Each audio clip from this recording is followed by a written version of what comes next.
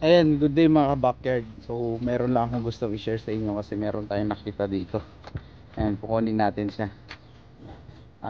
Itlog siya mga backyard. Pero ngayon lang ulit ako nakakita ng ganito mga itlog. Ayan, sis lang natin yung cam. Ayan, kung maalala nyo mga backyard, may video tayo nung kamakailan lang na may nangingitlog dito. Ayan, actually kumukuha naman tayo, pero ito dito tayo na napan. Ayan, napaka cute oh. Kala ko kanina laruan, yun pala itlog. Ayan si Candy. Kumpara natin yung naipon nating itlog ng Rhode Island mga backyard. Hindi ito itlog ng pon eh, bantam. Ay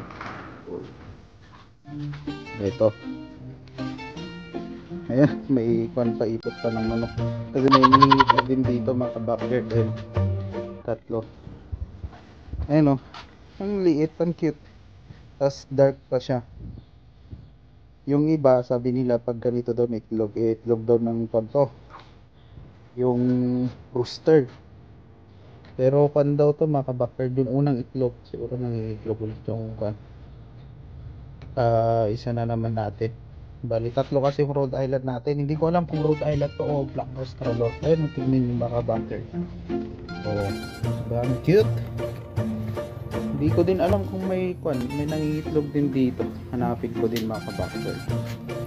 Ayan, yun lang yung gusto kong i-share sa inyo kasi na-amaze tayo dun mga kabackyard.